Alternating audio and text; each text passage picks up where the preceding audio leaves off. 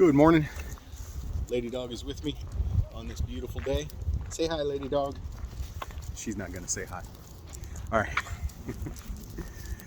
So yes, this week we've been talking about fear and courage, and in the context of following your gut or doing what's right. So I already told you a story of me being terrified, but still acting with courage and doing the right thing where it worked out.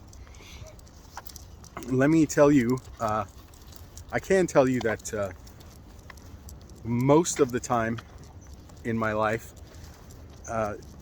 it doesn't work out, right? Maybe I'm just not smart enough or wise enough or strategic enough or manipulative enough to make it work out. But anyway, so I'm going to tell you a story now about a time when acting with courage, doing the right thing, didn't work out.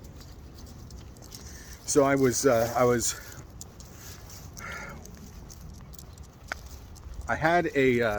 pastoring a home church and teaching music out of my house and leading worship at another church, so I could survive. and I was leading worship to get paid. I was getting paid to lead worship. Let's make sure I say it that way. Now, this pastor that I was working for, he was a good guy. I liked him. I just liked him, and he had a heart for regular people, and he tried his best to be doing the right thing. Yeah. He brought this guy in who was supposed to be an evangelist, who was just an absolute con artist. Bottom line, dude was a con artist, and I couldn't stand him. I couldn't stand to be around him, and it showed. And so this pastor takes me out to lunch after this guy leaves, and he's like, "What is the deal, man? What was going on with you with that guy?" And I told him, I said, there's nothing godly about this dude. He's a liar. He's a con artist, and that's all there is to it. And he's like, "Come on, man, you can't be making those types of judgments." And I was like, "Oh, absolutely, I can." And the bottom line is, he asked me, give me one reason you came to that conclusion. And I gave him more than one. I showed him a number of examples where this guy was just flat out a con artist. And the final one was this. The guy told a story about before he went full-time in the ministry, he was a truck driver. And just so you know, this guy was a very large man. He was over 6 feet tall. He was in his 60s. He was over 6 feet tall. He was heavily muscled, and he loved to brag about how he studied karate. And he was lady is being a dog. He loved to brag about how he studied karate and was a black belt and blah, blah, blah, blah, blah. But he was a big man, and he was obviously a bully. But he told this story about how he was in a truck stop with his window down, resting, because he'd already driven his 8 hours, and they wouldn't, he wasn't allowed to drive again for another 8 hours. Come on, lady, what are you doing? Stop getting tangled up. Okay, I have to change hands because she's just being determined to be a dog. All right. So this guy tells this story about how he's in a truck stop. He's doing what he does, and he's got his window open, and a truck stop prostitute comes and steps up on the step to his door, puts her hands on his window, and she asks him if he's looking for a date. And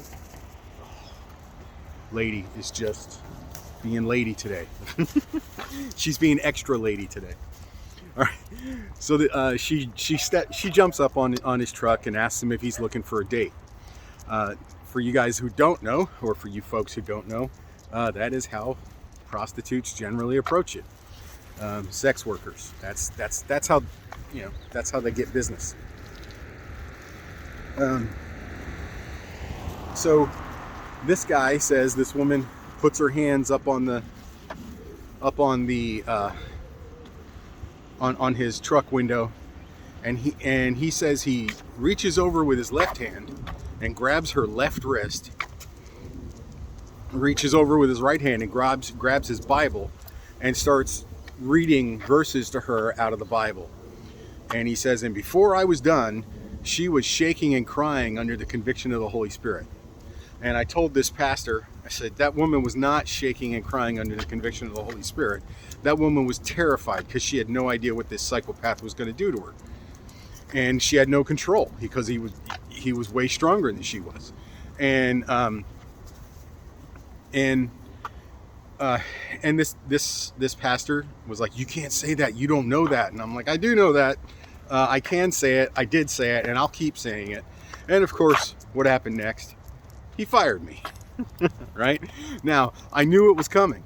I knew it was coming because you know what pastors want most is control.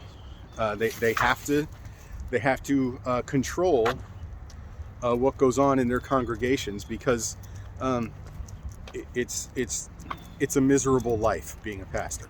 Let's just put it that way. Anyway, so that's a time I acted with courage, maybe not wisdom, but I acted with courage, stood up for what I believed was right, and it didn't work out for me. I got fired, and I lost a certain amount of income, monthly income, that I really needed. So you can't always expect